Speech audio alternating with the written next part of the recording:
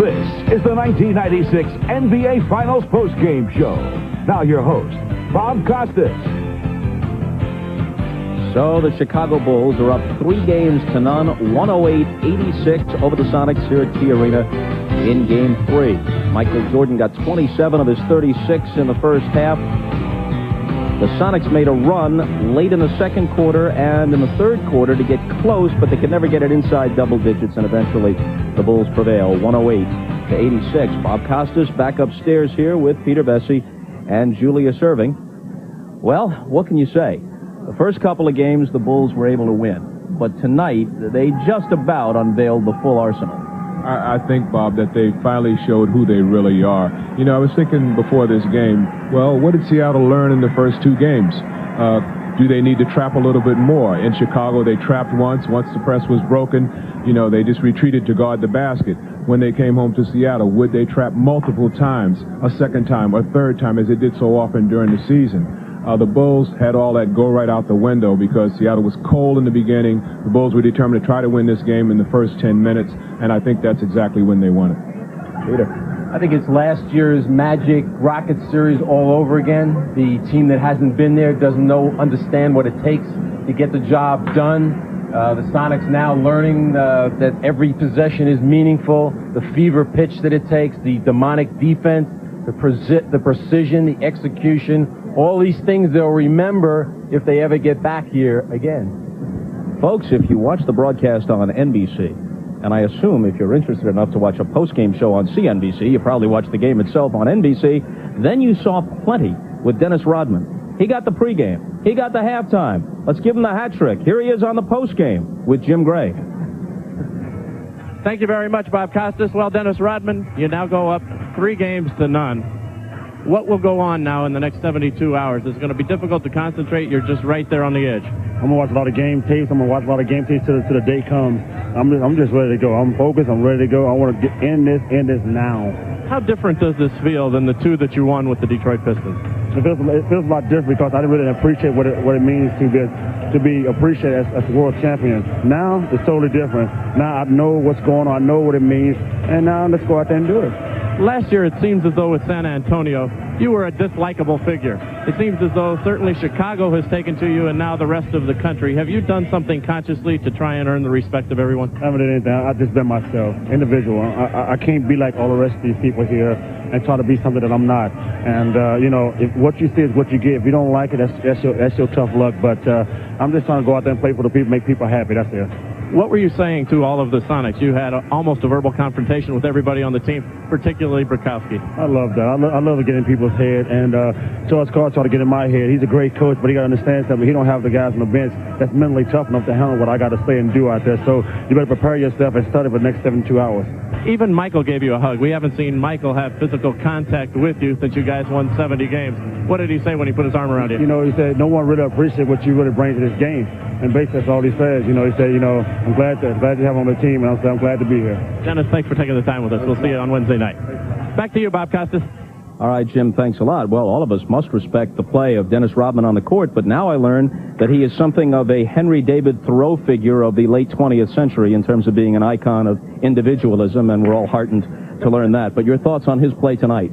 Well, my thoughts, period. You know, I don't think the things he does off the court has necessarily any positive social redeeming value, but on the court, he is a force to be reckoned with, and you see the confidence exuding from him now. I don't think that all the Bulls are going to walk around with their chests out, you know, thinking that it's done, even though history says something different. I think they're still going to maintain their modesty and try and respect the Sonics as they've respected every team in the league while they're beating on them. We're going to hear from Nate McMillan, who spoke with Hannah Storm a moment ago, but before we do, a quick thought here from you. Well, the Bulls got bumped last year by Orlando. The difference between last year and this year, with the Bulls being one victory away from a championship, is the fact that Michael Jordan came back in shape, had a conditioning program in training camp, and Dennis Rodman. He can't be outworked. He is the presence that they lacked last year on the boards and defensively. Well, the view from the bench couldn't have been pretty from the perspective of Nate McMillan, who was sidelined by injury and watched in street clothes, and immediately after the game, he spoke with our Hannah Storm. Here it is. Thanks, Bob. Nate, it seemed as if this game was won from the very beginning by the Chicago Bulls. What happened in the first half that enabled them to get out to that huge run? Well, I think they just came out and played very aggressive. This team is a very experienced team, and they wanted to make a statement early in the game. And Michael and those guys got off to a very aggressive start. They started Kukos, which sort of threw us a curve at the beginning of the game and gave them more offensive power. And they just got off to a good start. They shot the ball well. The defense was there, and our shots wasn't falling early in the game. You've just come out of the locker room. What was said after the game? Well, the thing is, we have to continue to believe. I think it seems to me that we're giving these guys too much respect. It's sort of difficult to get upset or go out with an attitude against Michael and Scotty and those guys because they're not physical or dirty players, but I think we're giving them a little bit too much respect. You know, we're not bumping and grinding. We're a physical team, and right now we don't have that into our game, and they're out there executing and just picking us apart. They've done a tremendous job also when you look back on the 3 games neutralizing Gary Payton. How much of that has to do with you being unable to play? How much of that has to do with their defense? Well, I think it's me all together. You know, with me in the lineup, Gary's free to roam, get up and down the floor. I'm able to run the point, get the ball to him so he can get out into the early offense and just create his shots. But right now, with me out of the game, he has to handle the ball the whole game, and that's taken away from his game. The steals are not there. I looked up; we only had 3 steals, so I help in that way too. But you know, we got to find a way to get our transition going, and right now we don't. No team has ever come back from a 3-0 deficit at this point. Is there any realistic hope of your doing that, or are you just looking to Game 4 and the pride of this franchise? Well, there's always hope. You know, we still have a game to go. We have 2 games left here. The thing is, we have to win. We have to win now. You know, that's what it comes down to. We have to win the next game. If we win that one, we have another game in Seattle. But we have to play much more aggressive basketball than we played in the last 3 games. Okay, Nate McMillan, thanks so much for joining us. I know you wish you could be out there in uniform to help your team out. Yeah. All right, thanks. Bob? Okay, Hannah, I guess one way to describe this series for the Sonics, McMillan and Strife. This is St. James. We should get a bonus for doing something like that. There you go. You get the feeling, though, that although Nate is an important contributor and he would have changed their substitutions and whatnot, that it really doesn't make that much difference. Well, with all due respect. Well, I think it made a huge difference in the first 2 games because people are beginning to understand and appreciate what Nate McMillan means to this team. I mean, he mentioned a number of things there. What he didn't mention was the leadership and the 3-pointers. And without him coming off the bench, Sam Perkins basically is a starter with Irvin Johnson getting only a few minutes. The Sonics don't have a bench. Yeah, let me clarify. I meant tonight. Obviously, the first 2 games were close and could have turned on any number of things. Well, yeah, I think it made an absolute difference. You know, in Game 2, he could have made the difference because it was a close game. The first 2 were blowouts. But if you look at the Chicago situation, when they were missing Tony Kukoc, it put so much pressure on Scottie Pippen to handle the ball and do 80% of the playmaking instead of sharing that responsibility with Tony and with Michael that his offensive game suffered, and the Bulls ended up losing that 1 game to the Knicks. All right, we're going to take a break here, and when we come back on the post-game show, we'll hear from George Karl, from Phil Jackson, from Steve Kerr, and from Spike Lee here in Seattle, where the Sonics could not do the right thing tonight. We'll be back.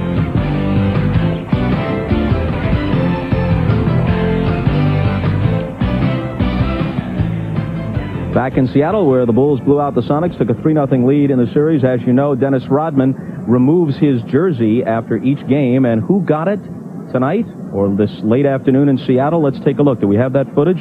Cindy Crawford was in attendance at the game. And there she is, the lucky winner of the souvenir, or recipient of the souvenir. Dennis Rodman's road jersey belongs to Cindy Crawford after the Game 3 victory. And now we go to Steve Kerr and his post-game thoughts. All right, thank you very much, Bob. I'm joined by Steve Kerr. Steve, you just came out of the locker room. What's the feeling back there, just 1 game away from this historic run? Well, we're pretty happy, but we're trying not to be too happy because we still haven't finished it off. We have 1 more to go, obviously, and it'll be nice to relax for a couple days and then get back at it. Will these next 3 days drive you crazy with the anticipation? Is it going to be a long time coming for this game? It'd be a lot longer if we were only up 2-1, I'll tell you that. We would like to play Tuesday, but schedule says Wednesday, and why not enjoy a few days in Seattle? Did you expect more of a fight tonight from Seattle? I mean, you guys came out in the first 10 minutes, and effectively this game was over. Well, we actually felt like we were due to play a good game, and that's kind of the scary thing about our team is we can win when we're not playing well. But offensively, we really haven't played well in the playoffs that often. So we were due, and when Michael came out on fire like that, and all of a sudden Luke's scoring, and Tony starts surprisingly and hits like his first 3 shots, I think, that was a good sign right there. It was going to be a long night for them. As has been his custom, was it a mistake of Gary Payton to make such a to-do and get in Michael's face? I wouldn't advise getting in Michael's face to anybody. It was probably a mistake, but that's Gary's game, and he's going to play that way, and that's what usually gets him going. So you can't blame him for that. Steve, it seemed as though tonight as well that you guys kind of played off the theatrics of Dennis Rodman, his taunting, if you want to call it that, and his enthusiasm. Was that the case? Well, we always feed off of Dennis's energy. That's one of his keys to the team, really. He brings defense and rebounding, but also a lot of energy, and he withstood some psychological warfare out there from the Sonics, too, and we thought he did a good job of holding up. Steve, thanks for joining us. Thanks, Jim. All right, back to you, Bob. Jim, thanks a lot. Do not go anywhere. We're coming right back to you. Steve Kerr was just 1 for 11 in the first 2 games in Chicago, uncharacteristically off in terms of his shooting, and tonight he comes through with 3 of 4 and a total of 8 points. So that was Steve Kerr on tape with Jim Gray moments ago. Now we go back down to the floor, and here he is live with Luke Longley. Jim? All right, thank you very much, Bob. Luke Longley, 19 points tonight, his playoff career high. In fact, you had your career high back in November, 21 points. What's with you in this building? Seems to bring out the best of you. I don't know, it does. It's been good to me this year. I'd like to come back here more often. Michael got after you pretty good in Game 2. Tonight you come out much more aggressively with much more of an offensive impact. What was it that he said that got you going, and why the production tonight? Well, it wasn't so much what Michael said that got me going. It was just I was disappointed with Game 2. I had a very good Game 1 offensively, and just sort of didn't really get it, and never got into Game 2. And obviously having Michael spurring you on helps, but it was something that would have happened, I think, otherwise. It looks like you've been playing a little Australian rules football. Did the stitches the other night make you mad? Certainly, and that was one of the things that Michael mentioned, was that I still had a fairly poor game after receiving cut like that. He thinks that should fire me up, so I did, and I played a lot better tonight. You were much more physical tonight as well. You kind of pushed John Kemp at one point. Was it your intent just to get after it a little bit more tonight? Yeah, I tried to concentrate a lot harder on Sean and on getting sort of underneath him early in transition, not letting him get those easy baskets, and I think it frustrated him, especially in the first half. Is there a celebration going on in there, or is it still a bit premature? No, this team's very good at not having premature celebrations. We didn't just celebrate our Eastern Conference win, but I think we'll have a good one once we win the whole thing, and hopefully that'll be fairly shortly. Wednesday night. I hope so. I mean, I think this Seattle team's got a lot of fight left in them, so you never can tell. All right, Luke, we appreciate you taking the time. Thanks a lot, mate. Good on you. All right, back to you, mate, Bob. All right, thank you, Jim, and to you, Luke. Good day. Now let's go to the interview room where Phil Jackson moments ago had these comments for the assembled members of the press. Here's the Bulls coach. Seattle can play as hard as they did. Back and field. It's difficult for us, and we've got a road ahead of us to go before we can claim this one. Phil, it seemed as if in Game 1 and 2 you single-covered Kemp the way you did O'Neal and Ewing and Mourning before that. And in this game, it seemed like you threw a lot more double teams then, and there was a conscious effort to stop him in this game, because he's the only one that really hurt you in the first 2. I couldn't see you because of that sport coat in front of you. Sorry, Phil. The strategy today was to throw double teams at Sean. He had really hurt us badly in the 2 games in Chicago. We thought that perhaps he would be even better here in the home court. And we tried to get the ball out of his hands early in the game. And it worked simply because they did miss a couple open threes and led us to runouts. We had a couple steals.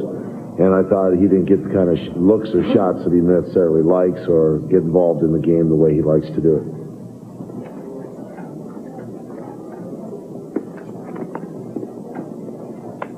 Okay. Do you think that there are teams in this league right now that have any type of mental capacity in these playoffs to understand what playoff basketball is about? And do you think that with Jordan and Pippen and Rodman, you really have a monopoly on that in this league at this time? That's a grandiose question to answer, and I'd hate to be a pompous ass by answering it and saying that no, there is no other team. But the thing that's impressive, I think most impressive to a coach like myself, about the team that I've been able to coach this year is the fact that they go on the road and they're a better basketball club on the road. For some reason or other, the resiliency of this basketball club steps up.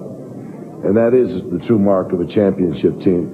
And I'll say it's happened before. I've seen it happen when the Pistons were a championship team, the Bulls were a championship team in the 90s. And they seem to have a chemical bond that really strengthens their unit. Phil, you've done a real good job of dealing with Dennis's performance over the year. You guys were in such control of the game. Why didn't you let it get stupid at the end? Well, I felt that Bukowski come out in the third quarter and accomplished what he brings to the game, a very physical, kind of intense scrum activity out there. And Dennis stayed pretty strong throughout that period. But there's a few things that were just too many confrontations. I didn't like what was going on, and I didn't want the game to disintegrate. I don't think it's fair to the game itself to let it disintegrate that way. And Dennis had a little trouble holding his head today, but I thought he did a real good job overall. Luckily, we had switched from the broadcast to the cable side before Phil Jackson made reference to the possibility of appearing to be a pompous posterior, or were Phil aware that he was on the more liberal airwaves of CNBC than NBC, but you have words of praise that will play on any broadcast outlet for him, right? Question? I'll tell you, though, talking about Phil Jackson, he's so far ahead of everybody. The way he and his staff are adjusting. While I take it back, they set the mode, and then everyone has to adjust. And while the Sonics are trying to adjust to Gary Payton being defense, he switches it, and defense is Sean Kemp. So his staff and Phil deserve a lot of credit. So you don't buy the idea that just because you have the best horses, you can't be the best coaches. Not anybody would have won 72 games. Not just anybody with this team. You've got to be very prepared, and this staff is very prepared. Best in the league. Okay, we're prepared with more interviews. We'll hear from Spike Lee and George Karl, among others, when we come back.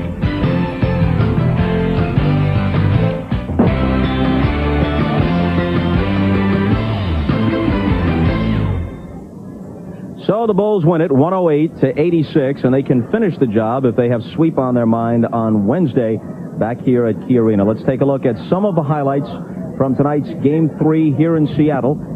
Pick it up from the start. Ron Harper, normally a starter, with a sore knee. Tony Kukoc opens instead. No matter, Chicago gets off quickly. Michael connecting for 3 of his 12 in the first quarter. Bulls score the first 7 of the game. Kukoc coming off strong back-to-back games in Chicago. Hits the tray here. Chicago up 18-4.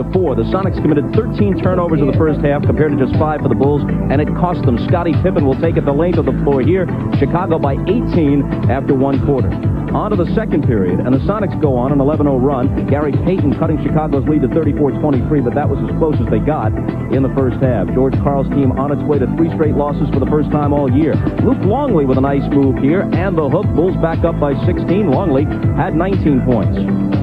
All Jordan in the first half. The NBA's MVP and scoring champion scored 15 straight in one stretch for Chicago. By halftime, he had 27 points on 8 of 16 shooting from the field. Moving to the fourth quarter after we get done with Jordan's exploits, and there's Dennis Rodman playing some mind games with his good friend Frank Brakowski. And moments later, Brakowski and Rodman become entangled. Brakowski called for the flagrant foul, and he is ejected for the second time in 3 games. The Bulls take Game 3.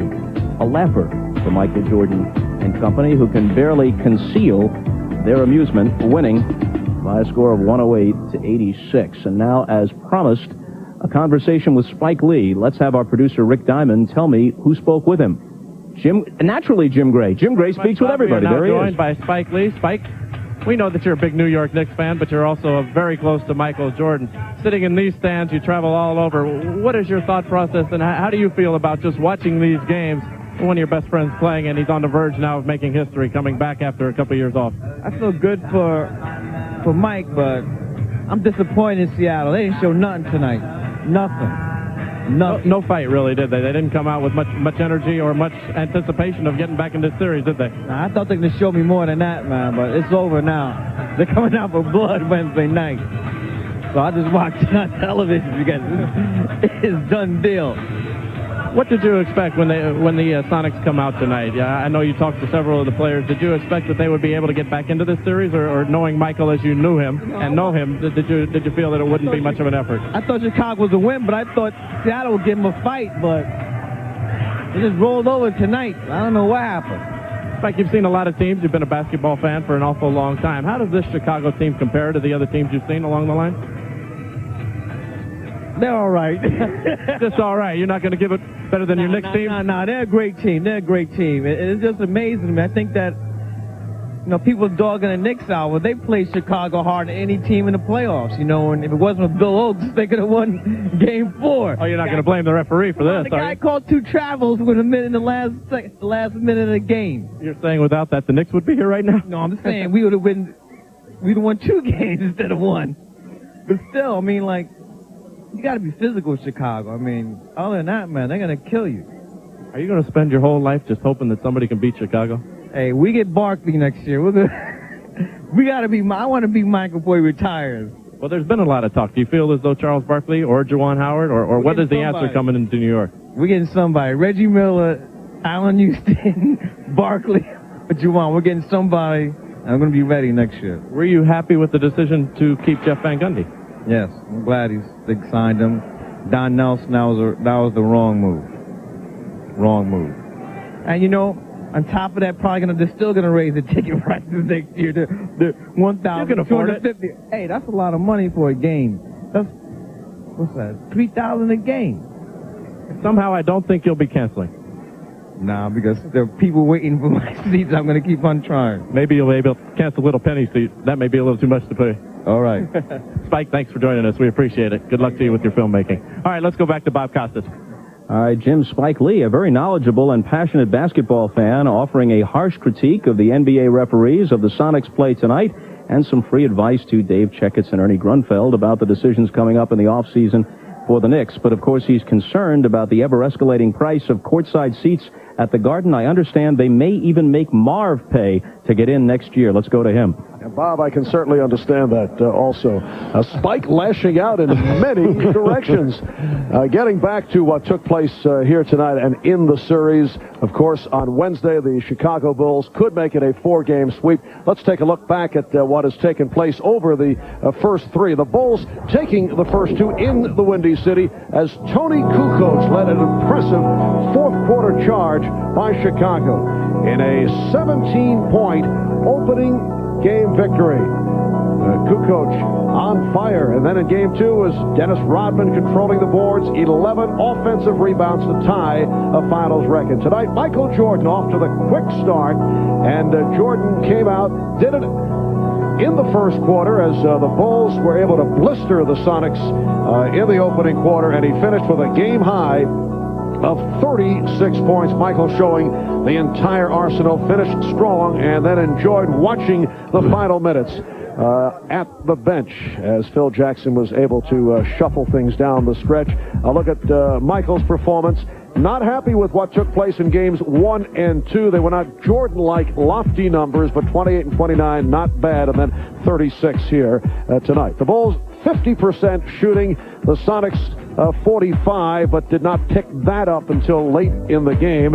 In the assist department, again, the Sonics falling short. Had only 10 in game 2, 14 here tonight in game 3. And look at 21 turnovers, and once again, Seattle not able to do it from downtown. Only 4 of 16 from three-point range. Matt, what is going on with Seattle's offense? Well, I talked to George Karl before the season started, and he told me that what he was concerned about their offense, and now I see why. It has just been terrible. During the regular season, they rely so much on getting some easy baskets from their defense.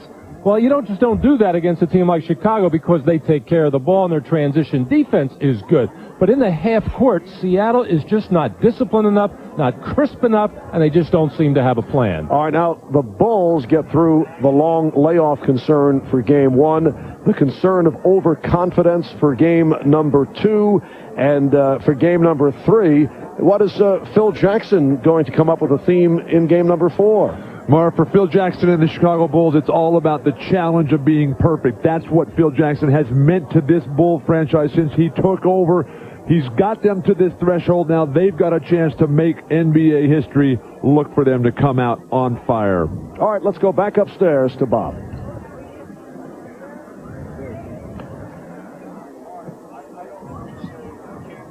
Up 3-0 in a series. You've never been down 0-3. What are your thoughts on what's going through the heads of the Bulls, the Sonics? Been down 3, but not 0-3, and gone for the closer a couple of times in the ABA, and the series against Los Angeles in 1983.